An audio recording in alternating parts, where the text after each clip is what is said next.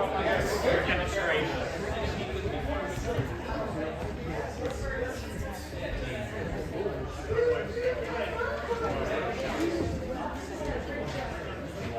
While everybody's here.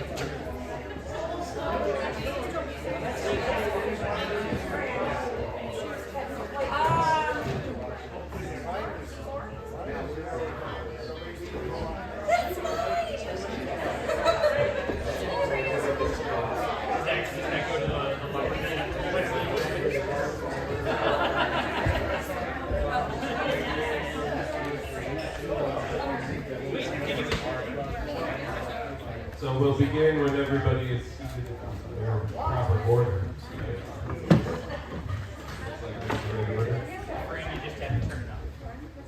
Are we ready? Good.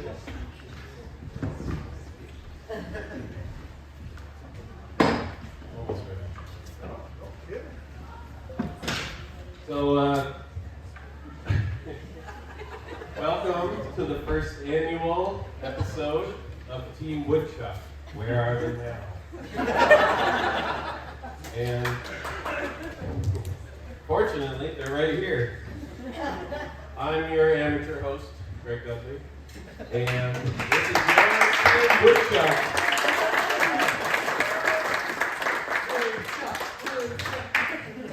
So, we'd like to begin with a little segment called Who Do You Think You Are? And we're going to try to keep this under 25 minutes each. Go for it. Let's start with whoever you usually start with. All right, so my name is Frank Wagner. I'm a member of the Skajackwada Canoe Club, and also this beautiful organization called the Ukrainian American Civic Center. And on behalf of the Ukrainian American Civic Center, I'd like to welcome you all here. Thank you so much for coming. Thank you.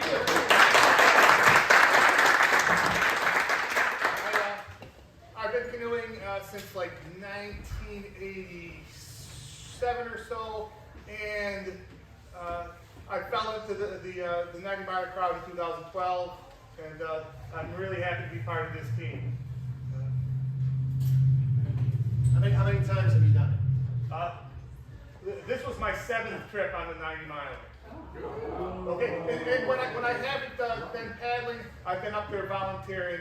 It's a great organization that runs the show, and there's always opportunities to volunteer, helping the paddlers deal with the with the event.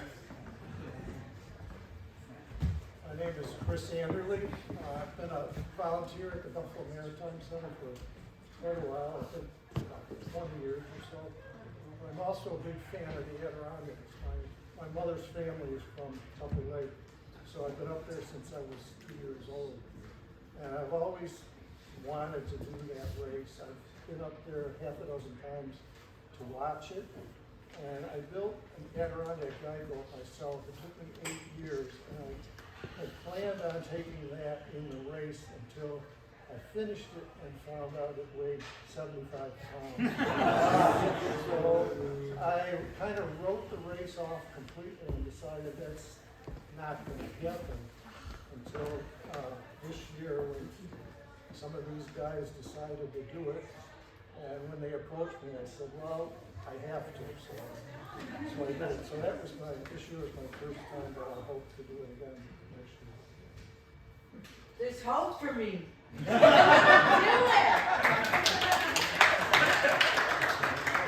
Gentleman Jim, a friend of mine, when I retired, he told me, I should come up and volunteer with the Adirondack Canoe Classic, and I did, and it was a good time. And I've been up there for about 20 years, either volunteering or 3 times I've actually done the race. So it's a good time. Hi, my name's Eddie Niblo. So I grew up canoeing in Algonquin Park in Ontario, and when I was a camper, I was like, when I grow up, like, if I could just go canoe tripping when I'm an adult, like, then I figured it all out. And then the race came along, and I was like, well, like, this is it. like this is your opportunity for dreams to come true. And so when the opportunity to do the 90 miler came up, I was like, oh yeah, for sure, let's do this. Is that what you said? I guess Michaela remembers it differently. But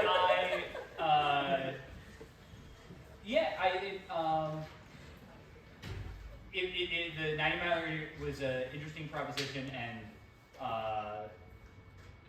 I'm happy that I did it.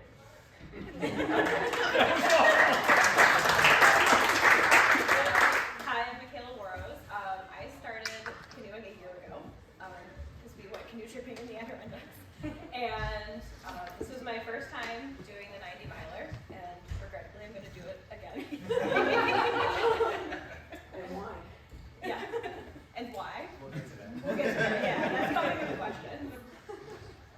Hi, I'm Stephanie Trujak. It's Brian's fault that I have been doing this. But I started canoeing on our first practice in May. I kayaked before and stuff, but yeah, canoeing was a little bit different. But it was a great group of people, and it was fun getting together with them as much as we could. And yeah, I'm glad I did it too. So I guess I'm doing it well. Yeah. So I'm Brian Trejak, director of the Maritime Center. So I thought I'd get out from my computer and actually get on the water. And this was a huge opportunity to do that. And this group was just phenomenal. And yeah, I have a lot of thoughts. So I'm gonna stop right there. But you're gonna hear about this. Hi, I'm Chelsea. I'm the education coordinator at Buffalo Maritime Center. Thanks, Lane. And I have been a recreational paddler for a while, but I had actually never heard of the 90 miler. And a few of our volunteers, members, Ray and Gentleman Jim, were talking about it pretty much when I first started at the Maritime Center a year ago. And they were like, yeah, we go up there every year and we volunteer. It's awesome. Like, gotta get involved. And I was like, yeah. And I just said, yeah. And I didn't know what that meant. I was like, did I mean that I was gonna get into a boat? Was I gonna volunteer? I didn't know. And I came upstairs and I was like, Brian, we gotta do the 90 miler. And he's like, yeah, we should do it. And we hear Eddie. Eddie's office is across the hallway. And we hear Eddie, I'm in, I'll do it. And then Brian just looked at me and he's like, are we gonna do it? And I was like, yeah, we should do it. And he looked at Eddie, he's like, should we really do this? And Eddie's like, I don't think I'm the one that needs convincing. So we knew nothing about this, and I was like, yeah, let's do it. So I'm partially, if not fully, responsible for getting involved. Wow. Thank you. I also have to confess that I don't know what the 90 miler is. I've never heard of it until now. So, anybody want to tell us what it is? Yes.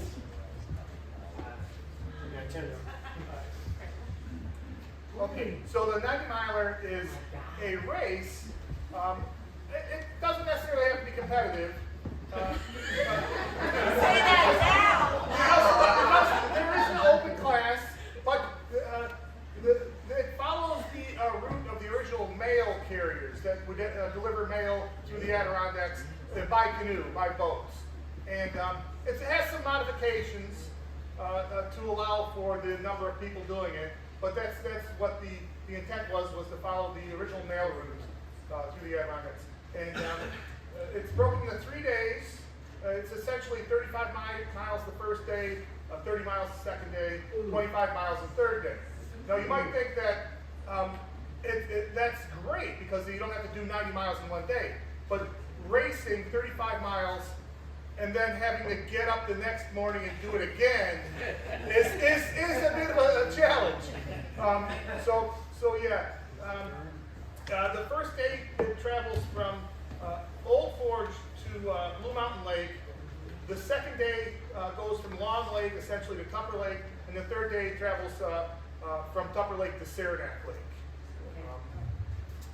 And Jim? What's that? Go ahead, you can add whatever you like about the race. Okay, well, it's, you know, like an historic canoe route. Back in the late 19th century, when the Adirondack became a vacation destination, you know, the route that this follows was basically the interstate highway of its day. That's how people got into the interior of the Adirondack. And it's still a beautiful trip to take even now. How many paddlers each year? Is it all downhill? I'll let them answer that. Each year there's about 275 boats in the race. And that includes all different classes of kayaks, guide boats, and canoes.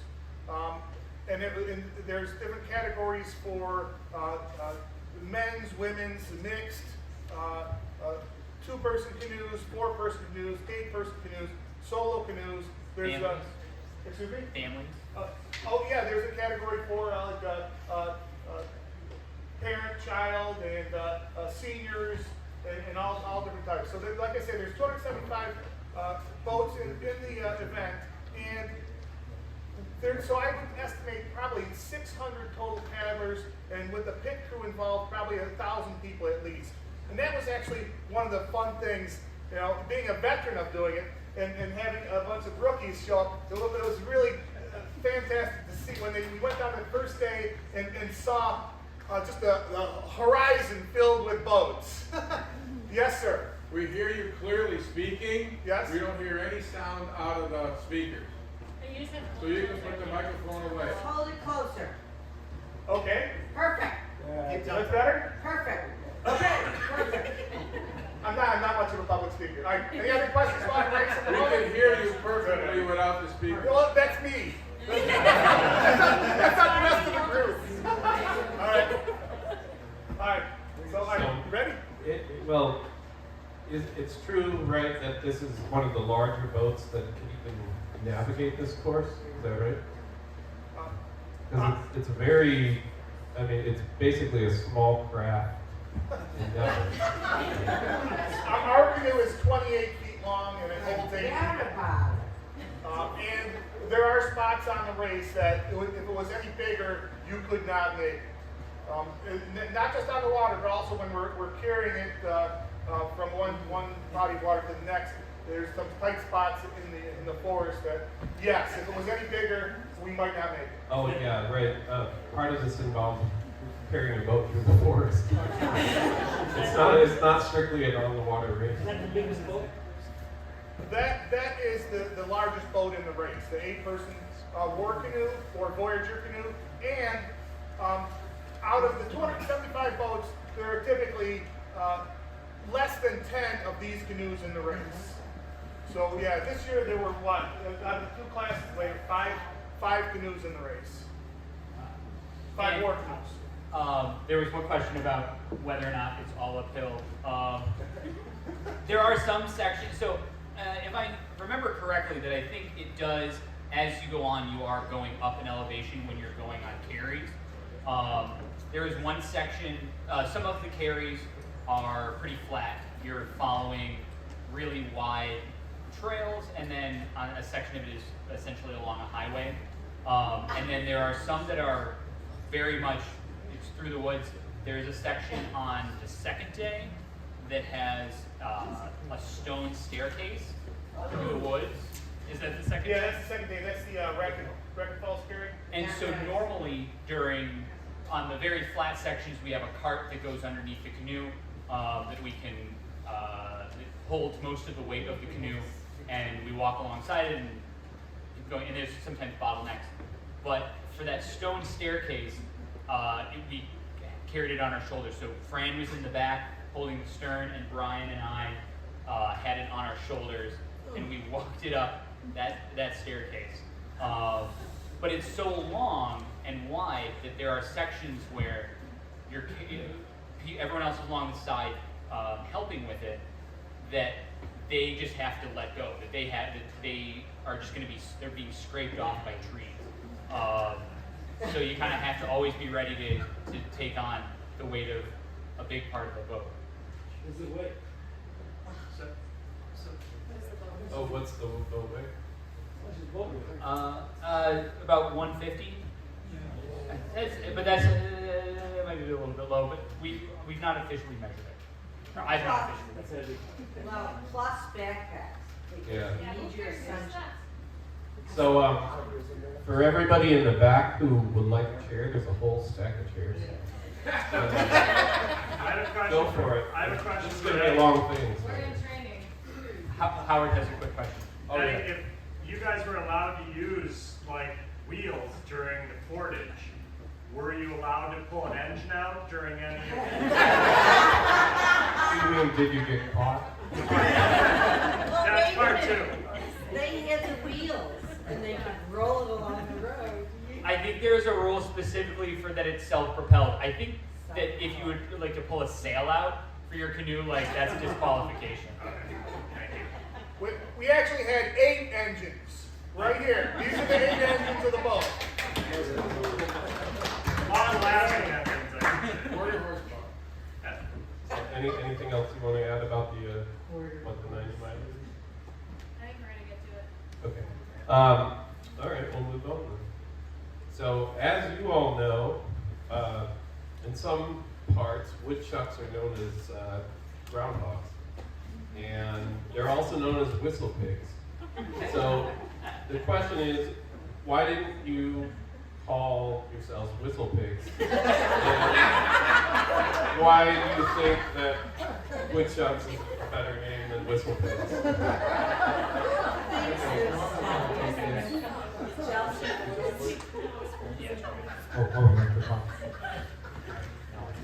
Okay, one of the founders of the Maritime Center years ago was a guy Chuck Meyer, who was just a wonderful guy.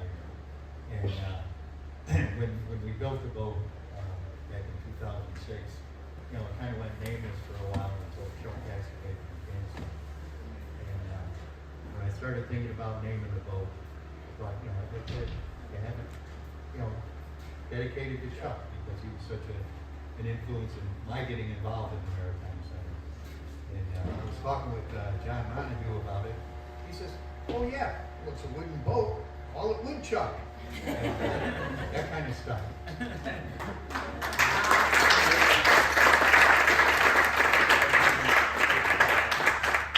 And I may be jumping the gun a little bit, but we are building a second boat to race in the 90 miler, and it is going to be called, well, at least tentatively, Woodchuck Chuck, because it's the second. Oh, you're totally jumping the gun. Sorry. That's great. So, everyone loves a good heist movie, right? So, except for Museum and Bank Building. So, hypothetically, if this race were a heist, what role would each of you play? This is really important. All right. I've decided that we can't decide what our own is, but I think that if Fran was a member of the heist, or if our team was a heist, I think Fran is the wheelman.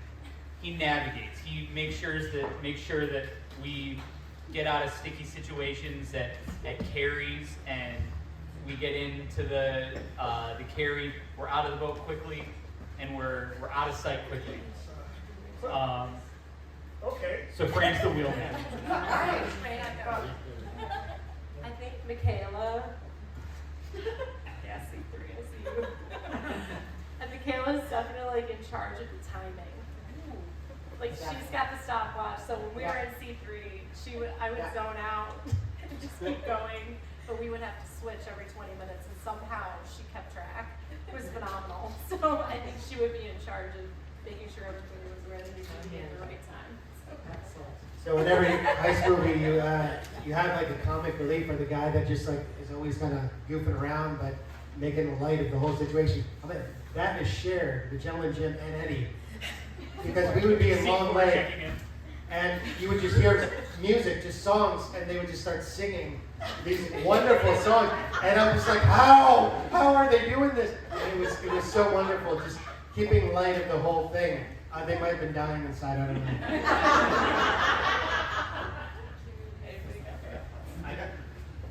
know. I'm going to nominate two. If this team was a heist team, I think Chelsea is Danny Ocean of the Ocean franchise. So while I think that in the boat, I think it was a really good team effort, but in terms of like organizing the team and like making sure that like this is what you guys need to pack, this is when we need to be at this place, that Chelsea was like she was on the ball all the time, and like without that, I think we would have had a worse time.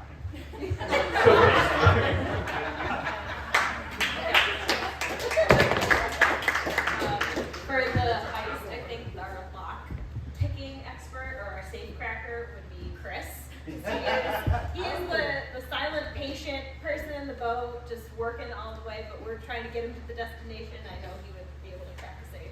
Thank you, Michaela. I think you are the only one who's actually seen heist movies. Right? Oh yeah. I'm the one watching the street. Oh, yeah. Eddie, do you want to talk about Brian's?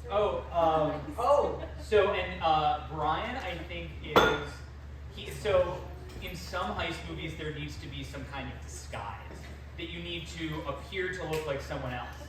And I think Brian was really good at figuring out like, we're gonna be there, we're gonna be prepared physically. But what are we going to wear to look like a team? So he is our disguise man, a master of disguise. And Brian has a robot. I do. No, I own that. That's wonderful. But happened like an hour ago. yeah, it did. But no, so I was talking to my wife, and last night I'm like, we have this. I was like, they brought up this heist thing, so full disclosure, we prepared for this. And I was like, what would I be? I don't even know. And what would you be? And she's like, well, you're like the costume. You always think about what you wear. And I'm like, really? That's what I do? She's like, yeah. What do you? And I'm like, does this look good? I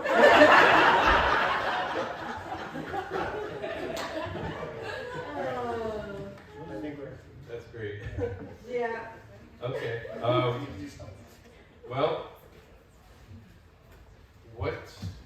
sorry, Chelsea changed all the questions last week. What was the training like, and what was your favorite place to train? Do we do the video first? Yeah, you wanna? Yeah, we have a couple of videos too. We have a video montage. Well, it's not just montage. Wait, that was a question. We have a video of us training, and then I think everyone definitely has each of their favorite training spots.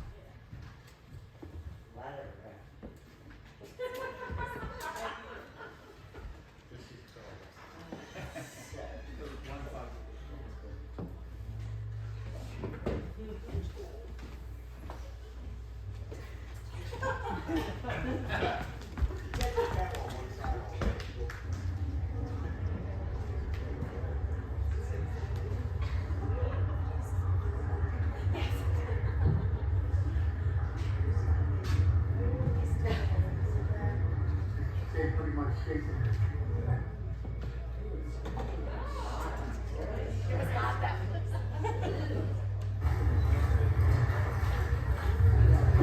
Is this Elephant Creek during a You Believe It play?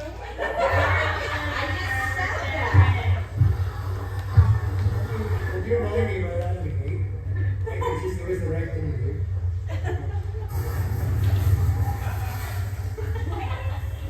Over here. Oh,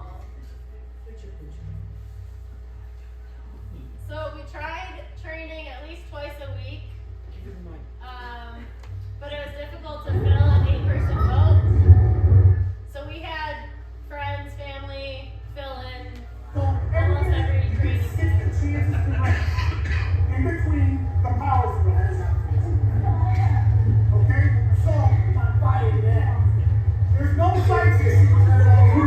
This is not a sightseeing tour. God help us if there was a turtle anywhere on the water. You fix Chelsea it. would be like, wait a minute.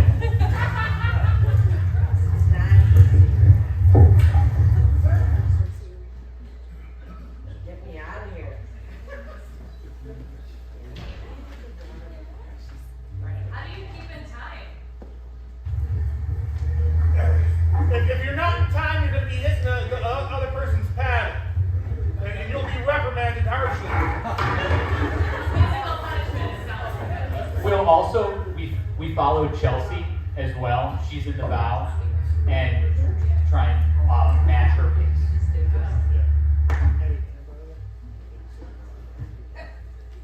Where is that with all the duckweed? Up the river. That's how we get crazy. So where did you guys actually come in on this canal? This was practicing the carry. Ooh. Oh, yeah, there we go. We're practicing the carry. Block. By the way, you should have seen. Forgot we did this. There you go. You can see how slow we're going. But by the way, prior to this, when I was in the stern, that last seat, it was all over the place, and we just kept on hitting the sides of the water, of the bank, until Fran got in the back, and then things started coming around. Is that Chelsea's suit?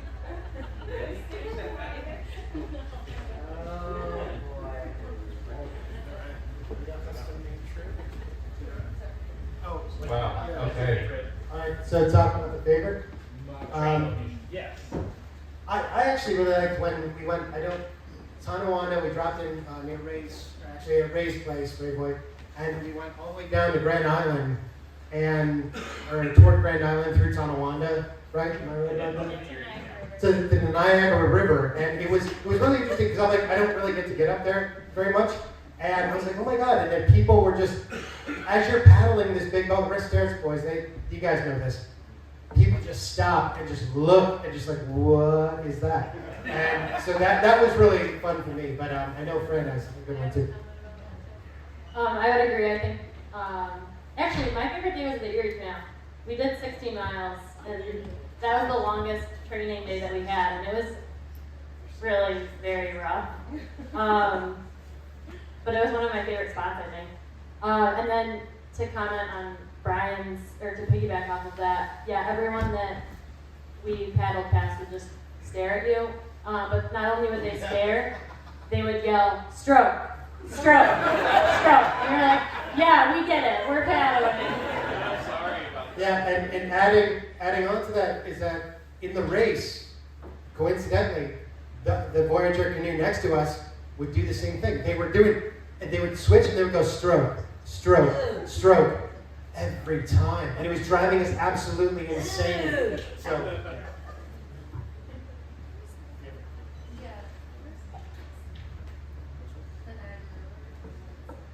yes. Okay, yeah, we put in on Ontario Street, and Fran had a little training exercise where you just go against the current up around the railroad bridge. Yeah. We built some character. When you're paddling that stretch, you can see the shoreline go by the inch. You're paddling as hard as you can, and you're gaining an inch every stroke. You're at the most. And to get up around the International Railroad Bridge is an accomplishment. It's only the second time I've done it, and we did it handily. This team did it handily. I think next time we're going to keep going and see if we can't get up to the Wood chop. But yeah, that was my favorite because I didn't think we could do it. I actually had an option. We went out around Strawberry Island once, and I'm like, oh, please, we need to keep going. We got another half hour to kill. Let's go around Strawberry Island again, or we can go to the International Railroad Bridge. And yeah, we did. That was a challenge. It was like 30 minutes. That was when I was really proud that we did that. That was that one time he was really cool. When we were going up the current, it was so fast. There was a guy fishing on the shore, and we were standing next to him for about 5 minutes in the same place, trying to get and it took really long time. My favorite place was definitely Canal Side, coming out of Canal Side and around to Wilkinson Point. That was really fun because you got a little bit of the waves from the lake with the break wall, kind of made it like a little calm, but that was a lot of fun. How do you steer that boat? Primarily from the stern. Different. And it's a matter of knowing the different strokes, and when the rest of the boat is essentially the engine, and we switch sides periodically just so that they don't get worn out too quickly. But me, I switch sides whenever I need to in order to keep us tracking straight. Are you using the J stroke? No, there's no J stroke. J stroke is slow. Occasionally, like a stern, like a draw. I'll use a draw if I have to, get the boat to turn more than a quarter draw primarily in order to get the boat to turn while still keeping some forward momentum. But the other big scary part is our bow person, Chelsea up front. She does a what do we call it? A bow post. A post. So yeah, primarily when they have to do a sharp turn like through Brown's Tract, we coordinate, and we'll be doing some draws in the back while Chelsea's doing a post, and that is how we do it. The Brown's Tract, if you're not familiar, it's like a 2.5 mile stretch of hairpin turn after hairpin turn, and there's no straightaways. You might have 50 yards straight and then a hairpin turn, another 50 yards, another hairpin turn. So yeah, It doesn't have everybody paddling at one side. No, not primarily. That's because what we want is forward momentum, and we can achieve our turns just primarily between Chelsea and me. And sometimes if it was tough, we have Brian do a draw while Chelsea's doing a post. How much of the race is upstream? Very little. It's very little upstream. I think the Marion River is the only upstream section, and it's not much current. So while we're on the topic of like the technique, do you want to demonstrate a bit of the paddling technique? Okay. Let's see. There's a reason this is on the back of Eddie's shirt. Okay? Fran will demonstrate. So the Maritime Canoe Racing technique involves efficiency. Because you have to be able to do it for up to 6-7 hours straight. You have to be efficient. And the stroke, I'll begin with the insertion. Okay? You have to have a clean insertion, and that's called spear the fish, where you insert the blade, you try to keep as little, make as little bubbles, little turbulence in the water as you can. So spear the fish, and because you need the paddle to be providing forward thrust, you keep the paddle close to the boat. If it's away from the boat, you're going to be causing a turning motion. So you keep the paddle close to the boat, and that's called vertical shaft. So spear the fish, vertical shaft.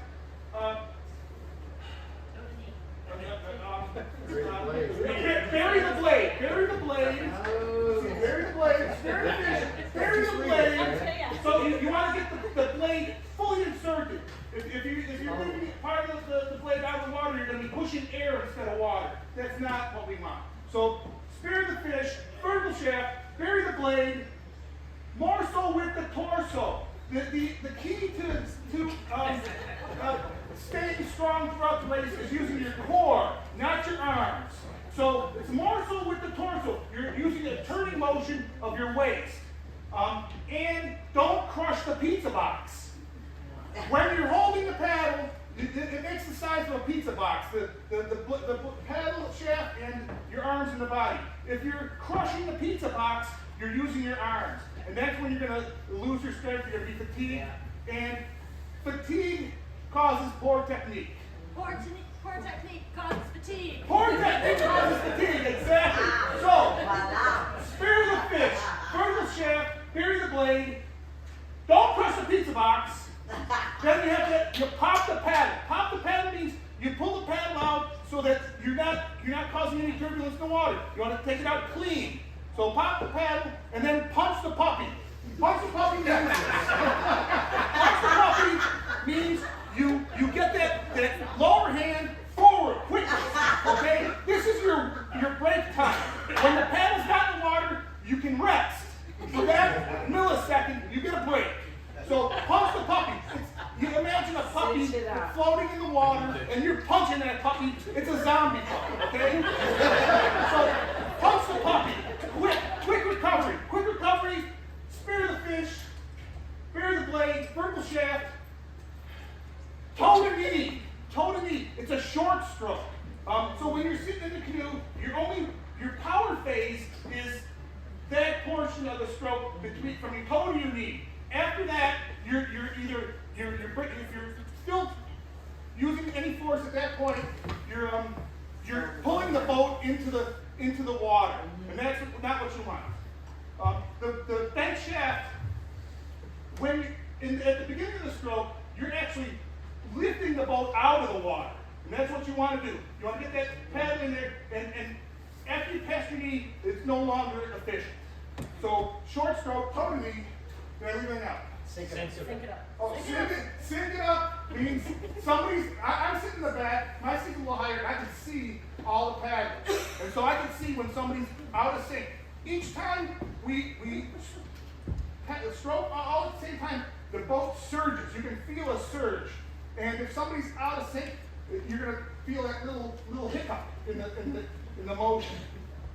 So, power to the paddle. And that means you have to feel it in the core. During that power phase, toe to knee, you should feel that. And when you're done, yeah, you're gonna feel some strain in your arms and your shoulders, but you should really feel it in your gut, because if you're not feeling it in the gut, you're not using the right muscles. Yes, sir. How much more effective is the bent paddle than straight paddle?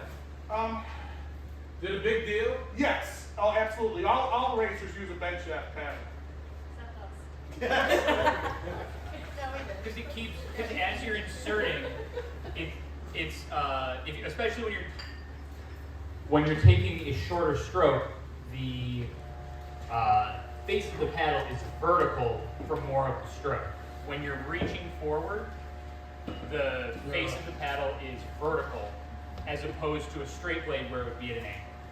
We have a question back. Yeah, one more question. I see you're using a carbon fiber paddle, but I think in the pictures of the race, I see you guys using a lot of wooden paddles. I'm wondering what Are you a plant? what is that decision to use wooden paddles? Sales space. Ooh. You work for it. Well, we're not racing 91 miles. Is this? Good question. Well, we initially had paddles that people just acquired and we found, and I think Ray, you had one that was made out of a shovel. Yeah, and one of our first practices, Olivia, I don't know if it's here, but her paddle broke like a mile into it, and she kept on paddling like this little thing. So we're like, the ultimate thing, and this is all well and good that we do the 90 miler, but we want to get kids out of the water with these things, right? So we thought it was a vested interest for us to get a set of paddles that would work so that kids would actually get a part of this too, and obviously we reap the benefits of that. So we looked, and economically, the wooden bent shafts were pretty good, and I'm like, wow, these things are, lightweight, they're pretty good, and I considered making one, and didn't work, but in any case, so we went with, well, it didn't, but we went with the wooden paddles. However, afterward, I was talking to one of the guys up there, Russ, who these guys know, and he's like, you gotta get rid of the wooden paddles. And he's like, feel this paddle. And he gives me the carbon. I'm like, what? Like it just floated. And, I'm looking at Kyle back there. You guys like, by the way, Kyle Gorman and his team, are you all crew here? Or? Two of us are. Two of you, yeah. These guys were champions, man. We were going on there, and before I forget, I mean, like, we're paddling, and they just right behind us. They start like an hour behind us, and they're like, see you guys. I mean, they were gone. And so they are professionals here. But in any case, we realized that after 3 days, I couldn't lift anything. I literally had a water bottle, because everybody else had these like packs that they just sucked on and stuff. So I had this water, like, it's not gonna be hard to have a water bottle. By the end, I was like, I couldn't lift up my arms. And so we started talking about it. We're like, well, the first thing we have to do is get better paddles if we do this again. And wonderfully, I think now's a good time to say, Sue is around. Sue came through with the Lutheran Association for the Developmentally Disabled. We work with St. Mary's School for the Deaf and with a lot of kids. And there was a grant that came in, and we were able to just recently purchase carbon paddles. So this is great. And it's going to be great for kids, so they're going to be able to do it. So thank you, Sue, for that. Thanks for making it different. So that was all very important. Sorry, it says punch a puppy on your back. But I'm sure you'll get through life just fine.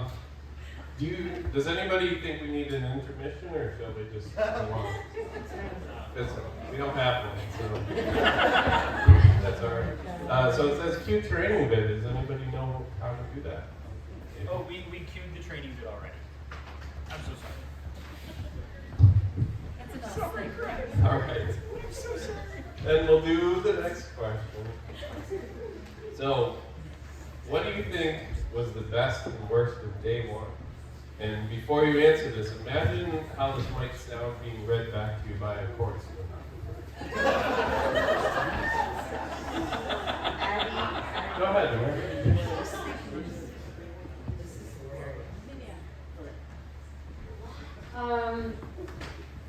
Best of day one. So I tell everyone that had asked me about the 90 miler, I was like, we were a morning boat. The first hour to 2 hours, so you're spending 7 hours and 48 minutes the first day we were in the boat together. And for the first 2 hours, we were laughing, there was conversation, and I'm in the front of the boat, so I can't see anyone. I'm just straight ahead, or looking for turtles. I decide, but I'm in the front, I don't see anyone behind me, I just hear. And there's conversation and singing and laughing and whatever. Oh, look at that house, oh, history of the Adirondacks, like great. And then the next 4 hours, it's silence. Not completely, but we were totally a morning boat.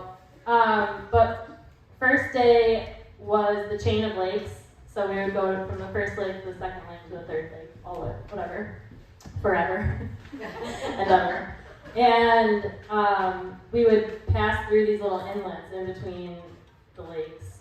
And people would the public were lining the banks.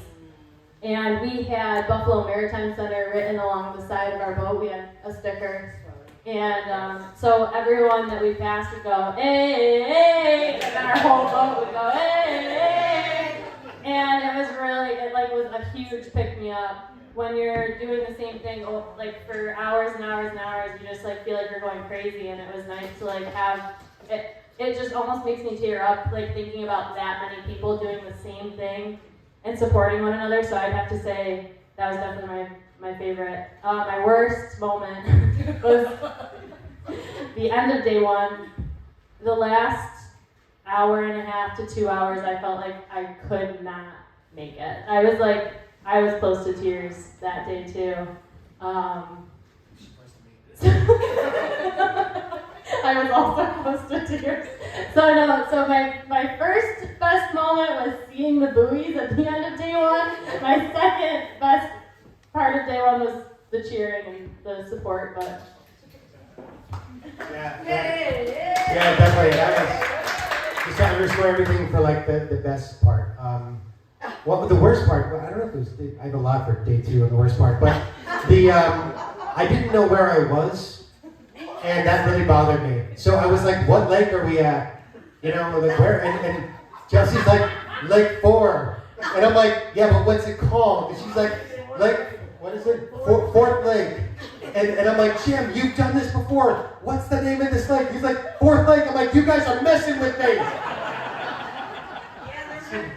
Yeah, and then we got to Lake 7. Guess what that's called? Lake 7, or whatever. Okay.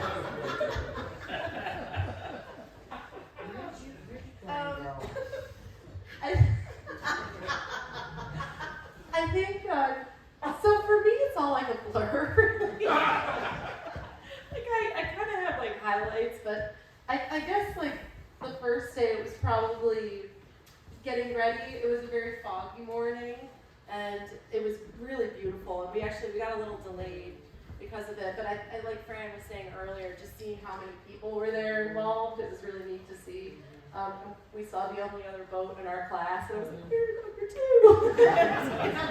So I think like watching the people take off the line, like the serious racing boats, I was like, "Oh, here we go, first time more than 16 miles." So, it was good. Yeah, I feel like the same way. I don't really. Day one's kind of a blur. I have a lot for day 2. I think the best part of day 1 was definitely going through those small towns that Chelsea said. That one was it called? Yeah, it was beautiful, and it was so it was a thin river you went through, and it was a little twisty, but there's cute houses, and so many people were there cheering us on. That was really nice. But then seeing the buoys at the end and then hitting it through the finish line on day 1, and then having Laura there with bananas for us was so nice. Yeah, that was definitely the best for day 1. I don't know if I had the worst, except for maybe waking up in the morning. I think my best was when we showed up to the race gathering in the morning, and I saw how many people. I was like, oh my god, I didn't know there were this many canoe trippers that existed, and I was just in awe that I thought it was just such a niche thing that oh yeah, a couple dozen people do this, and that there were 200 boats. I was like, I've never seen this many people do something like this before. That was a really cool moment. And then my least favorite, not related to the race, but my air mattress. My air mattress didn't hold air, and that was probably in the last minutes of for day 1. Ooh. And then I slept on the very hard ground, but it ended up being fun. Yeah, I'm gonna say my favorite part of each day was just to participate in this event. This is something that Adirondackers have been doing for the last 40 years, and to gather with like-minded people and just get together and enjoy the camaraderie. And, that's my favorite. I'll second everything everybody else has said, but I also got a chance to see some areas of the Adirondacks that I've never seen before. But I'd like to go back and see them a little more casually. There wasn't really an opportunity to experience or to look at anything, so I'd like to go back and take a better look. So day 1 is the longest day of the event, and it involves the Browns track that I mentioned earlier, the hairpin turn after hairpin turn, and that's one of the things that scares me the most every year is getting through that. So when we got through that, and we were still able to paddle out into is that Racket Lake? Racket Lake, and when we got through Browns track and we did it, it's stellar. It was beautiful. We didn't miss a beat the whole stretch, and Chelsea did fantastic in the bow, and we made all those turns, and we got through that. That was the biggest thrill of day 1 for me. There was no bad times. I enjoyed every moment. And, so once we got through Brown's track, after that I knew the rest of the day was going to be smooth sailing. What a relief to have the Brown's track already. I guess there's no challenges left. So how was lunch? Sorry. Well, let's watch this video. It was one nervous at first, but once they got to the third quarter and the interceptions kept going, it was just so exciting. And to beat the Super Bowl champions on a race day was very motivating. So The Bills played Thursday night, the night before the race. it's raining. Or it's hot. Y'all ready for this today? I'm ready. Snacks are packed. Got enough water. Need to stretch. Alright, let's get started. Okay, Mark. Hey, are you ready for the day? How you doing today? I'm not a morning person, so don't ask me any questions. Chris, how you feeling this morning? T-shirt on. You ready for 90 miles? Or these 30? Okay. Alright. So, Fran, how you feeling this morning? I'm ready. Best 90-mile marathon team ever. We're gonna crush it. Okay. Thank you. So, how you feeling this morning?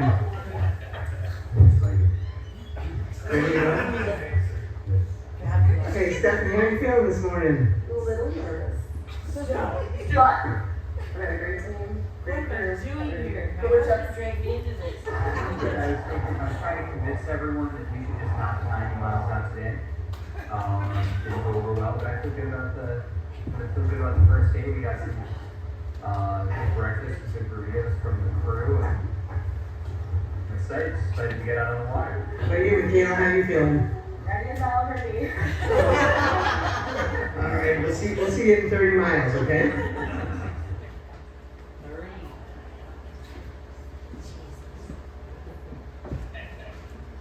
Well, congratulations, y'all. Can't believe it.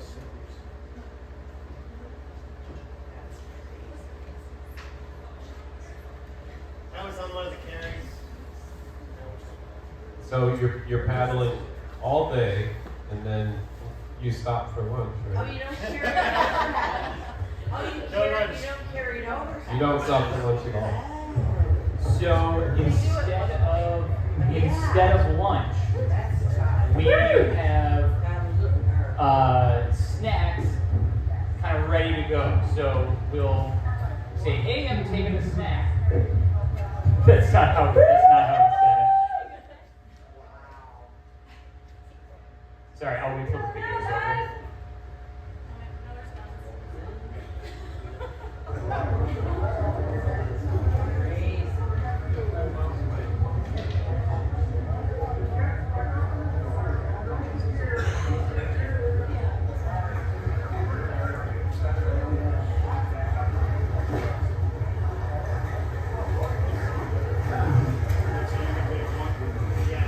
Yeah, that's the end of day one at Blue Mountain. Very spry.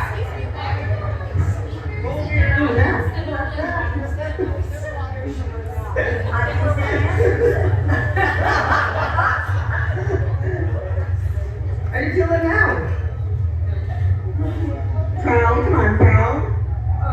Okay. Feeling well, feeling swell. We knocked out the 90 miles first day.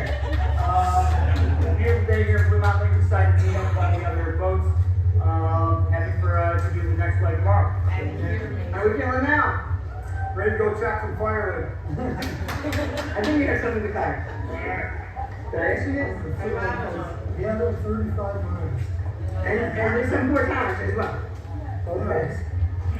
Chelsea. Got it. Where's Brian? He's right there. And then, okay. And we got Stephanie too, okay? Where's Gentleman Jim? I didn't find out from Gentleman Jim. I'll have to find him later. Thank you to Laura for videoing all this stuff. Yeah, Laura had the forethought to interview us before and after, which was very, very smart. Because we didn't, I don't know if I realized how much I was going to forget, like, the details of every day. I'm very interested in the pictures take on that. In regards to the question about lunch, so we did not stop for lunch.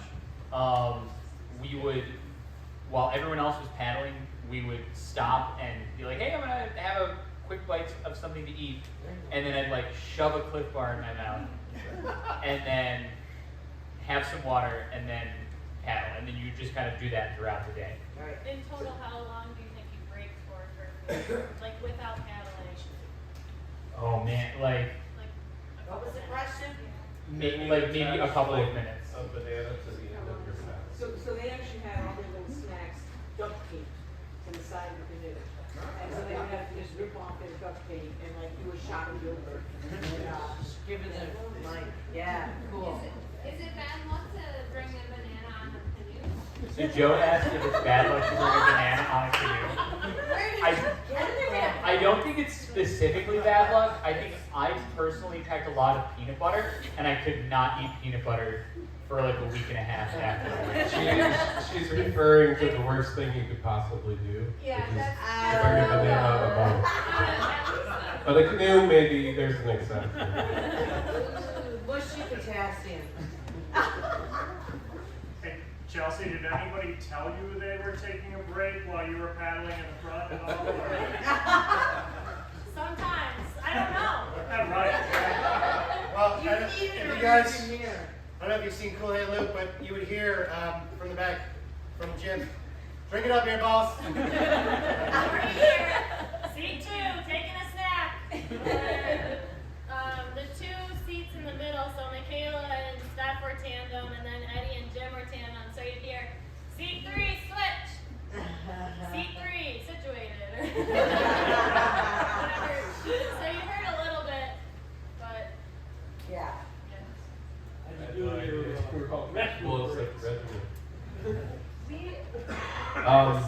didn't have restroom breaks. There was one. There was one on the first day. I remember we ran by. That's I was surprised how, I mean, I guess I can only speak for myself, that there wasn't a lot of need for it, that I wasn't like, oh my god, I gotta go to the bathroom right now. Because I think that all of the water that you're taking in, you're just using. Yeah. Yeah. And then you eat lots of fiber. You all have splatters. Yeah, the first carry went through a campground, and they were like, it was like, we walked by 2 latrines, and people kind of ran in while the boat kept going, and then they ran to catch up with the boat. Did you brush your teeth? On the carry, no. At the campsite, yes.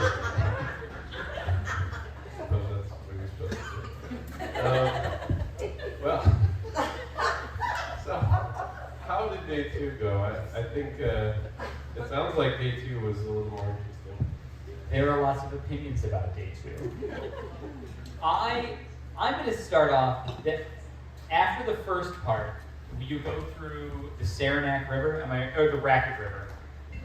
Day 2 is Long Lake. But what is after Long Lake? The Racket River. The Racket River is very, very nice. It's I think we're going with the stream. It's kind of curved. There are nice straightaways. There's nice shade.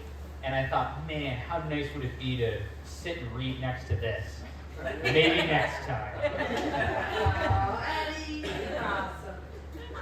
The problem with the Racket River, and I think Brian will back me up on this, it goes on forever and ever. Like 17 miles. And if I had a bad time anytime on the trip, it was, the end of the Racket River. I was just done in. Big thing for me about day 2 was all of our practices have been at least 2 days apart. So you had time to recover. I think 2 hours was our longest practice. But you had 2 days to recover before you had to do it again. So at the end of day 1, after 35 miles, I had no idea what was going to happen on the morning of day 2. So I was pleasantly surprised that I could actually still functioning. At the end of day 2, I was not worried about day 3 at all. You did it! Yay, Mary!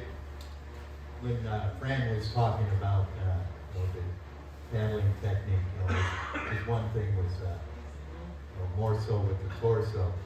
At the end of day 2, Chris came up with my torso is sore-so. Let's see that on a shirt. All right, so day 2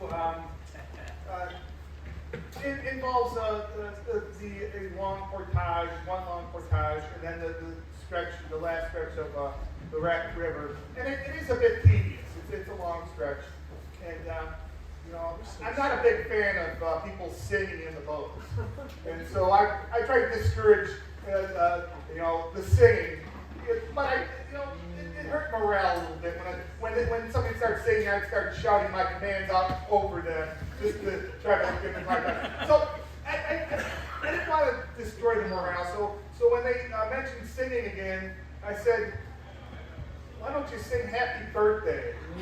Because it was my birthday, the day 2. And they did, the whole boat sang Happy Birthday. That was my favorite part of day 2. So I really enjoyed that. Thanks. How old are you? I remembered my name. 54. Woo! Nobody's mentioned Beaver Dam yet. Day 1, there were several beaver dams, but we were going downhill. Day 2, we went uphill to beaver dams. And the way you do that with this canoe, Fran yells ramming speed, and we get going as fast as we can, and if we're lucky, we push Chelsea over the dam, and then Brian gets out, Chelsea gets out, Brian gets out, and try and drag the canoe another couple feet, get back in, and the next seat gets out, tries to drag the canoe a few more feet. Then Fran yells, hold on, wait a minute, I got it, get back in the canoe. He jumps out, he's waist deep in the mud in the water, and he gets under the stern of the canoe, and he lifts it up and pushes it over the beaver dam with everybody in it.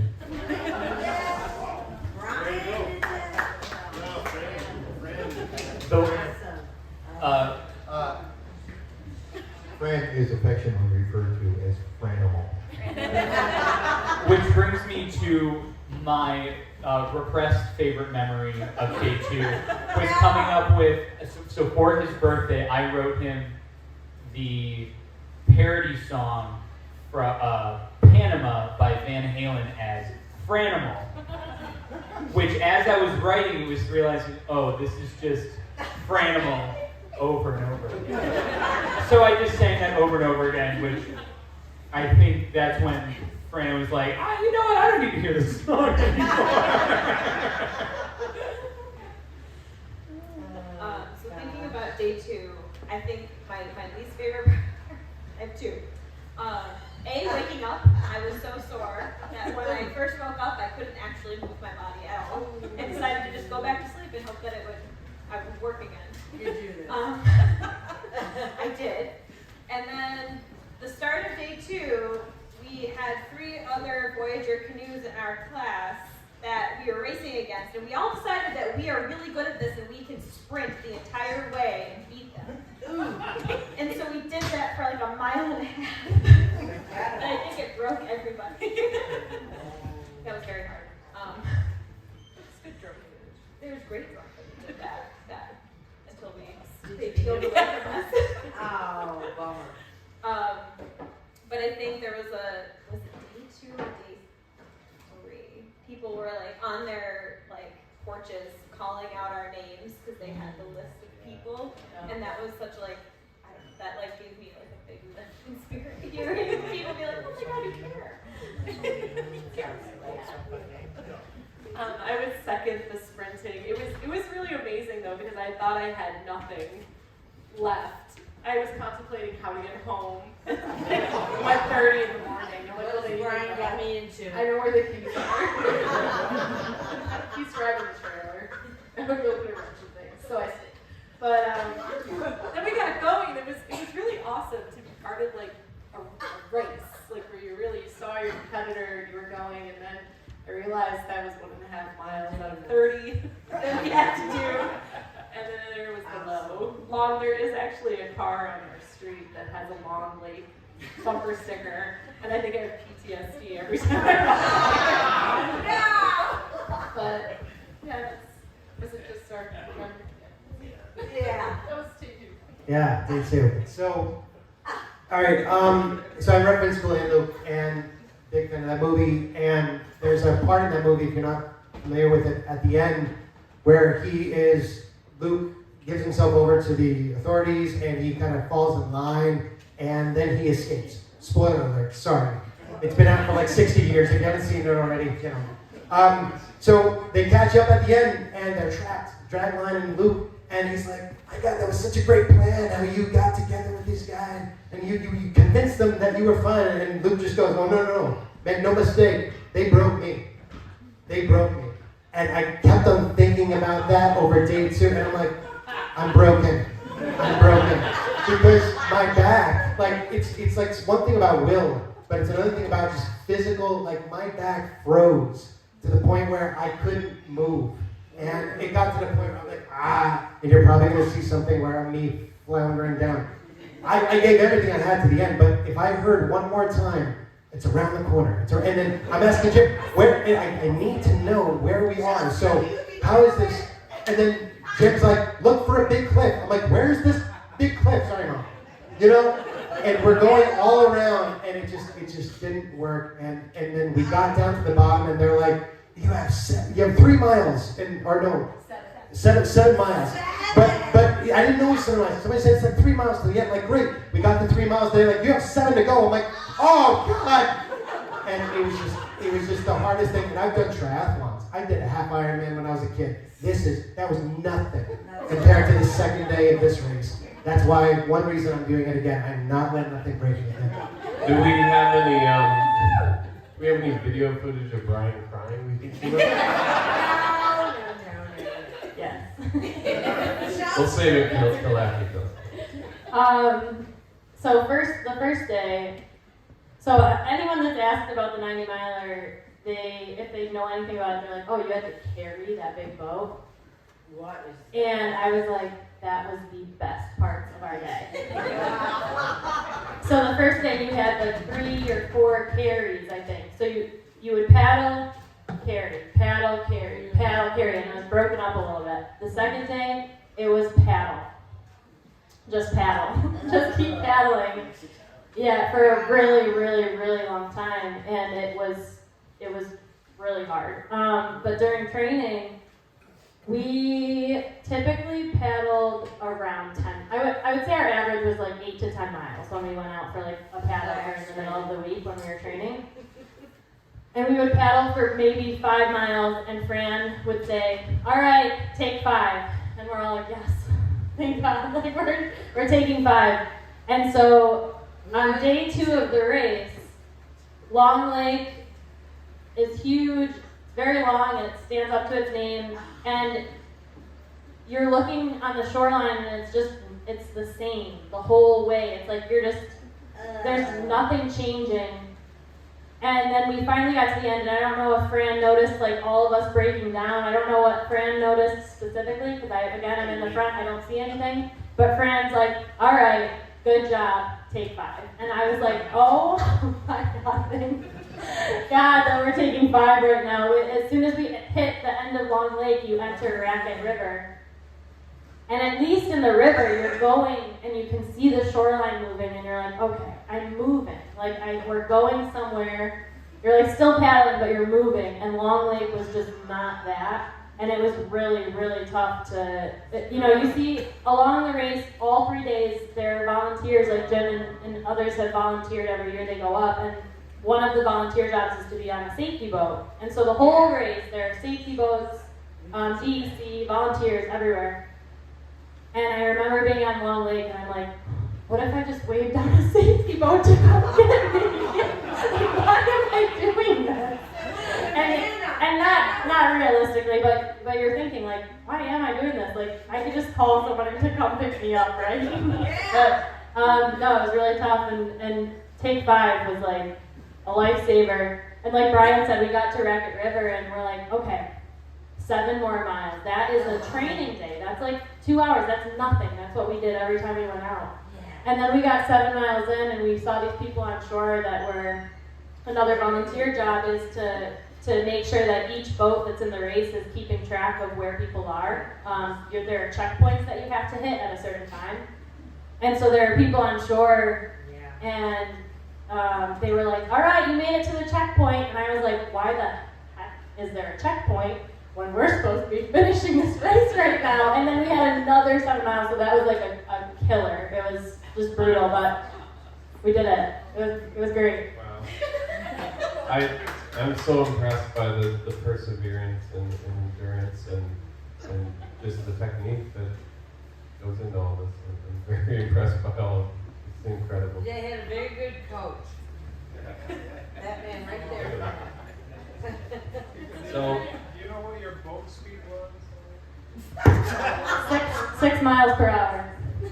So it's that 4 when you were barely moving.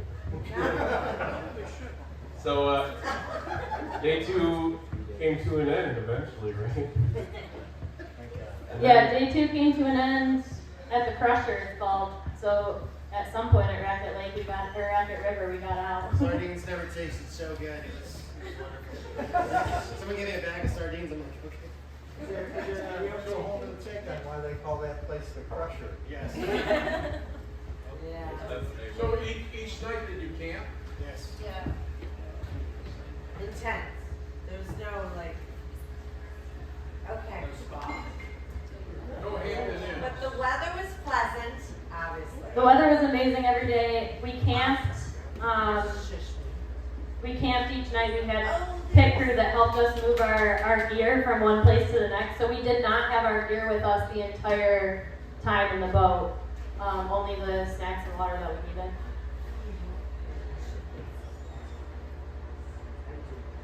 That was after long night. So There's a lot of trash talk when you're near the other boat. It's actually, people are really encouraging to each other. It's nice. Beautiful. See me? I'm at the seat too. Oh, photo shoot. Go back.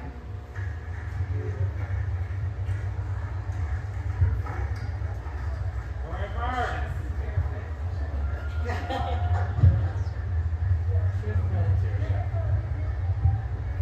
I would be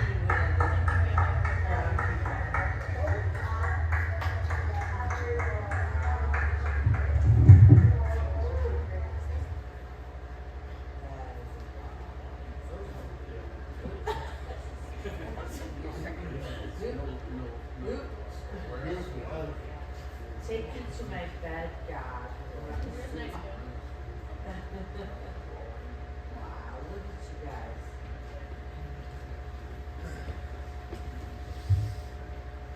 Are you ready for day 3? So, day 2 was horrendous, but amazing. And how did day 3 begin? I guess I'll start. Day 3, we were at Fish Creek Pond, it's called, right? Fish Creek? And Fish Creek Campground is where we stayed. And that's actually where the race starts that day. So we got in the boat right at our campsite, which was really cool. We had a little campsite right on the water. We got in the boat, paddled out, and we met the others. You start in waves. So each class of canoe or boat is in a wave. We were in wave 7 each day, and they changed the order of the start time. So I think the 3rd day we started in the 3rd wave. But we're there with all the other boats, and we see boats coming toward us in the opposite direction that we're gonna be headed. And it turns out that the launch for that day is like a mile into the race. So some of the boats start further, paddle a mile back to the starting line, and then go, and all of us, I don't know. Go, right? Well, all of us in the boat were like, no. we would not have been able to do that. Like if we were paddling in the opposite direction for a mile and then had to turn around. Did you have to come back up? Yeah. Yeah, so Fish Creek Campground anytime. That's okay. Day 3 is also, day 3 was the blur for me. There weren't any like standout moments that I can think of really, other than the last mile. The last mile was a sprint. We were like, okay, we're done. Like, just get me to shore. And then once you reach the finish line on that, you see the entire shoreline with all of the other boats that have finished before you. Everyone that's finished. And there's an announcer there with these huge speakers, and they're like announcing you coming through the finish line, and it's just like, it's magical. Like, you're like, I did not think that I could do that, and that was hell, but this is amazing. And yeah, What'd so you that guys was finish at? So how about we cue up the day 3 video? There's 3 boats in your pack.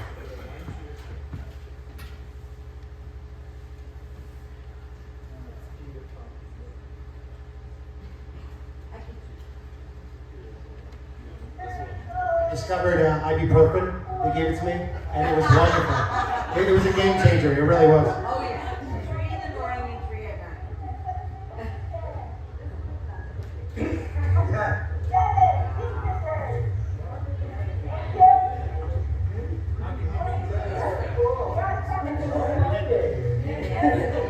They definitely get us.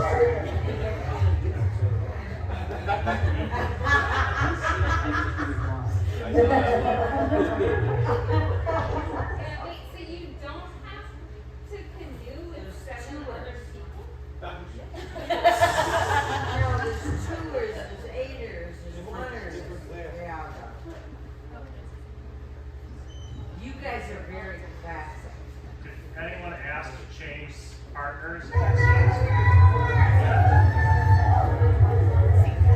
We've got a family coming across and they are the maniacs.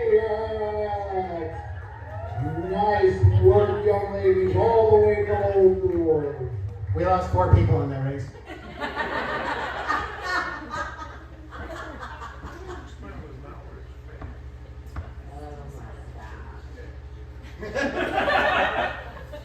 Get me out of here. Jim's always next to dogs.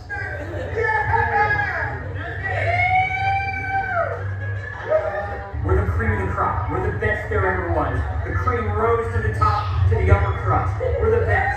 We finished the 90 miler. We're feeling better than we've ever felt in our entire lives. I'm feeling strong. I'm feeling svelte. We're the woodchuck. You see what I mean, right? I'm ready for next year.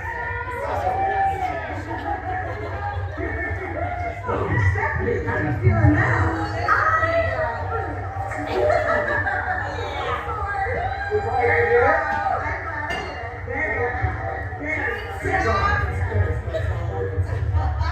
Nothing more.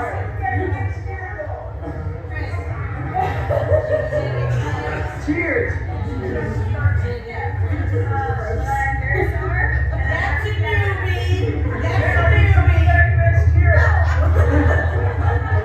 Cheers.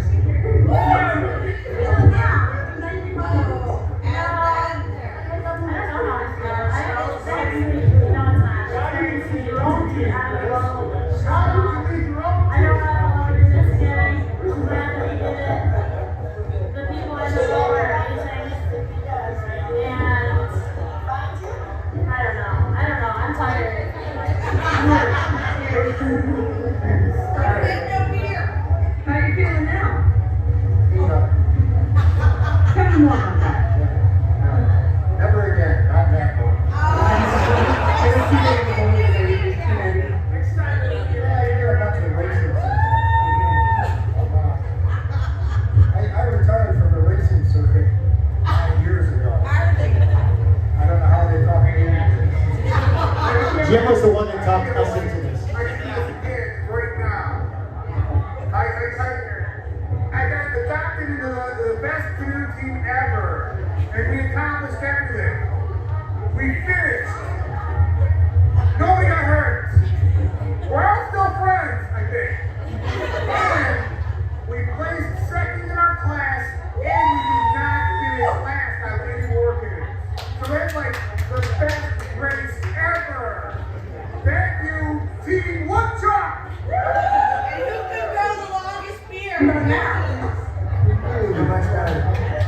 Tell me about it.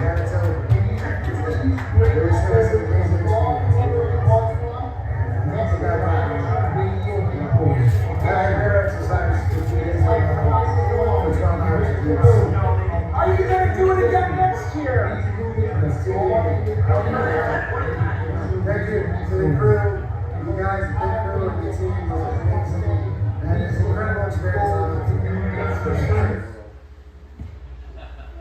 Great job. Wow. So, I want to just go around the panel with one more question, and then kind of wrap up. So, this question is a two-parter. What lessons did you learn, and when did you realize you want to do the race again, and why do you want to do this again? Lessons I've learned. I guess figure out the question being asked before you say yes.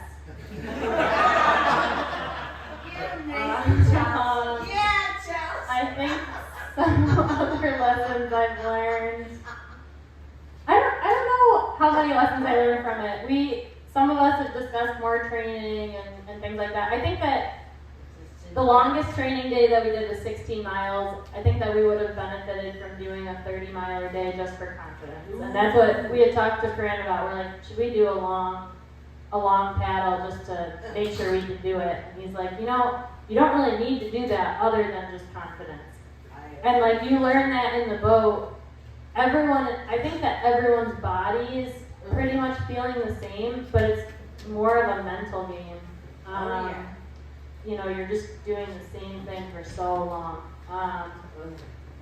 And why I would do it again, I would only do it again in a boat of 8 people.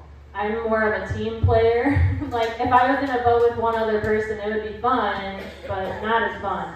I think that with 8 different personalities and different, I don't know, we have this right now, right? If we did it with 2 people, I don't think that we would have a panel discussion, and I don't think we would really be talking about it. But being in a Voyager canoe is like, there's something special about it. The entire race, you're standing out in the crowd, and everyone you pass, like I think someone asked, is there competition or crap talking or whatever, and it's not like that. You're passing people, and everyone wants to talk to us, and they're like, oh, Buffalo, like, whatever, and it was just, that's what made me want to do it again, is seeing that many people doing the same thing, like I said before, and just like the camaraderie, and yeah, so I don't know how many lessons I learned, but I had overall, it was a really positive experience, and that's why I would consider doing it again.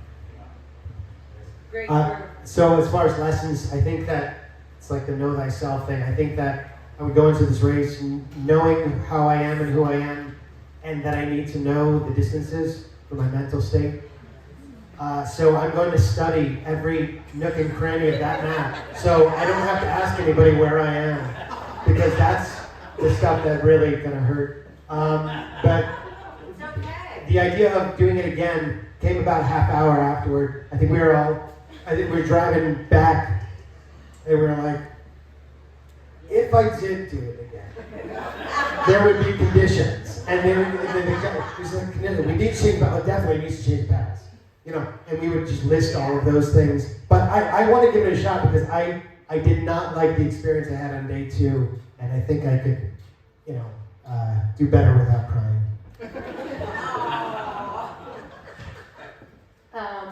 I think, I'm not a team sport person. I've always been an individual sport participant, so for me it was different to be part of the team, and I really enjoyed it, actually.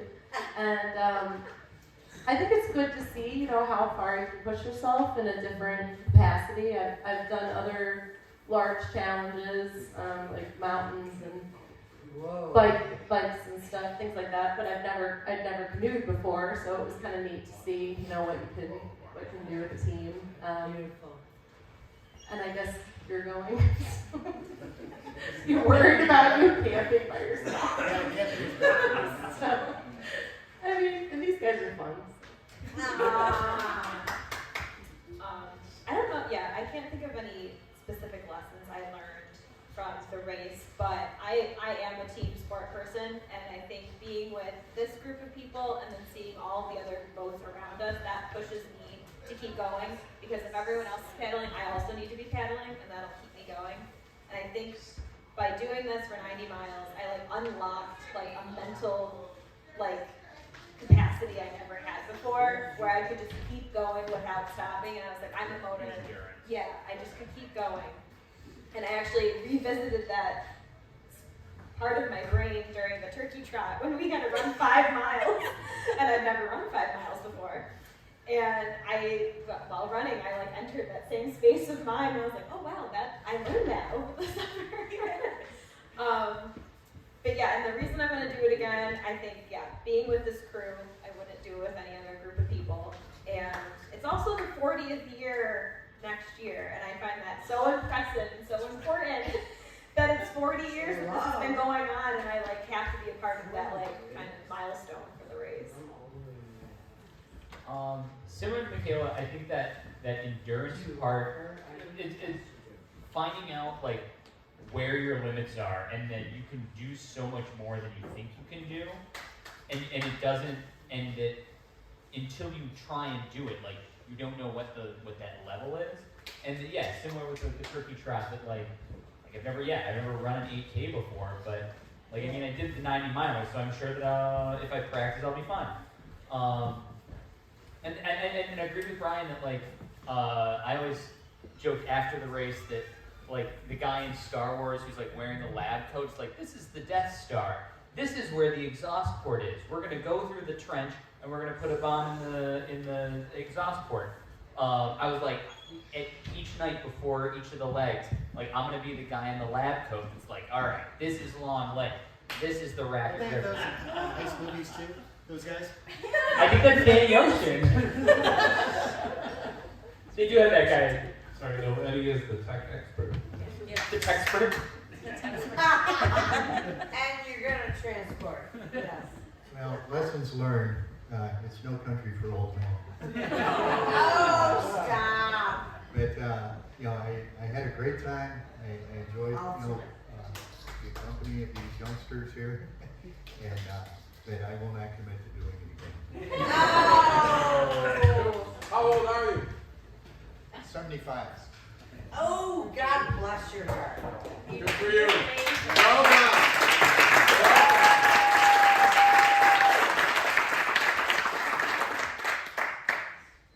I can't think of any lessons learned, but it was Oh, stop that. it was a great experience. It was really the experience of a lifetime. I'd love to do it again. The thing is, you quickly forget the pain. Yeah. Oh, you were serious. So when they initially approached me to help them train for the race, I had to take on the posture of the pessimist. I was very reluctant to take 6 brand new people who've never done it before and actually believe that they could do it. It is what it is. So I did my best. The entire training. We never knew about this reluctance, by the way. This is the first time I'm hearing I did my best to discourage them by telling them about all the misery. Okay, I prepared them, I think. There was no surprises. Every piece that was of difficulty of the race, I made sure they were well aware of before they got in the boat. So, what my lesson was that this is a tough bunch of paddlers here. I'm really proud to be part of this team, and I learned that I got to have confidence and faith in those people who are willing to commit to this effort, and they did that. They gave me that confidence. I've done it. This was my 7th year doing it, and I'm confident confident that we can do it again next year, with new paddlers, with more boats, whatever we gotta do. And I'm gonna keep doing it until I can find somebody to steer the damn boat, because once I train somebody to get in that stern seat, then I can sit back and watch them go. I'm gonna, like I said, I'm gonna keep doing it until that time comes. So, thank you. So, before we open it up to audience questions, I have a bunch more questions, but we don't have time. But they are, I'll read them to you. At what point did you die of boredom? Did any of you hallucinate? Who can yell the loudest? If this were a heist, what would you steal?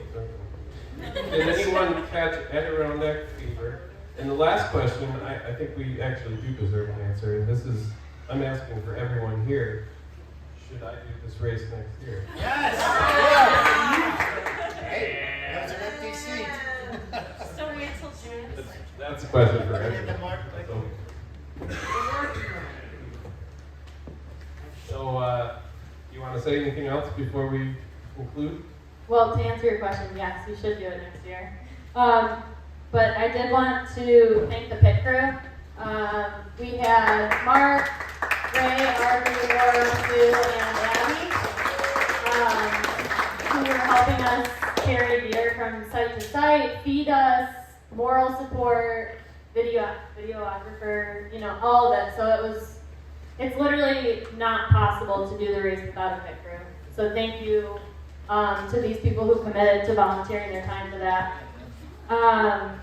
And then thank you to the trainees. Like I said at the beginning, this is an 8-person boat, and it's really hard for 8 people 2 times a week to commit to that, especially with busy lives and everything. So we had several, friends, family who were filling in those spots to make sure that we had a full boat while we were training. It's not the same if you're paddling with 7 or 8 people in this boat, or 7 or 6 people. So, and thank you to Aaron. I don't think I saw Aaron here tonight. I wanted to specifically thank Fran too. And I know Chris maybe wants to say something. Okay. Fran just said there are 6 people who have never done this before. Jim and Fran have. We would not have been able to do this without Fran. He did warn us. We didn't really believe him. But he did warn us about all of the difficulty. And, but I think maybe some of us had an idea of how difficult it would be, but a lot of us maybe did think it was going to be a little bit of a sightseeing tour. I can jump in on that. You know how there was like 7 feet of snow coming the other day? And there was some people that were like surprised when they got 6 feet. And they were like, no, we told you you're going to get 6 feet. And you're like, but it's 6 feet. That's exactly the feeling. When somebody tells you it's so hard, you're like, yeah, I know it's hard. No, you don't. Yeah, so we didn't believe them, in the short of it. But we wouldn't have been able to do that without you, Fran, so thank you. And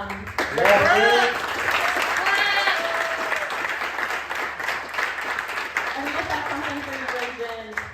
We have little gifts for you. They're not from me. Yeah. 2 gifts, 1 for Fred. There we go. Yeah. One for John and Jim. Inspire us. Thank you, everyone. Let's stand up for everyone.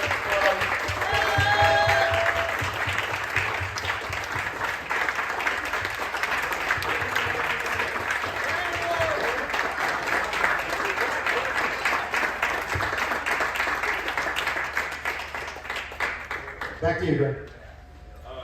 Yeah. Well, thanks everybody for coming. Does anybody have a question they are dying to have answered? Where do we buy the gray shirts? Probably off their backs. We've considered doing next year's version and selling them as a fundraiser.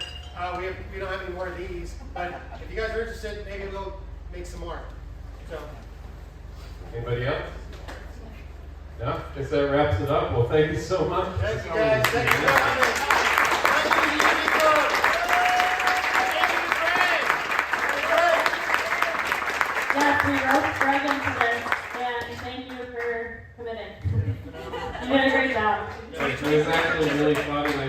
prepare at all.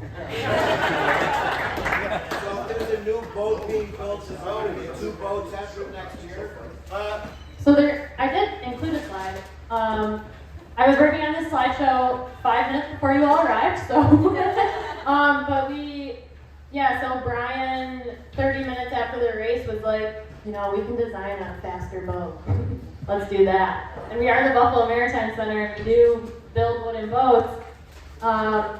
So we decided that we're going to build the Woodchuck Chuck, and we just started almost immediately, right? I don't know, we started talking about it immediately. The molds are up, and I think that we're actually ready to start planking. So we started working on the stems, and we have a crew of about 10 people right now that have committed to working on this boat to take it next year and see if we can improve our time, I guess. Yeah, so the answer is there's about 8 more seats open. Seriously, if you are interested in doing this race in any capacity, talk to Fran, talk to any one of us. We'd love to have you, even just to hang out with us up there. It's a great experience. You gotta be a part of it. But it's a wonderful thing. So thank you all. Also, just a plug here, we have boats at the Buffalo Maritime Center. We're trying to get people out on the water, so if you ever just want to go out in the Voyager canoe, talk to one of us too. We can take, obviously not right now, but in the spring. If anyone's interested in going out for paddles, contact us and you can go out with us. All right, thank you.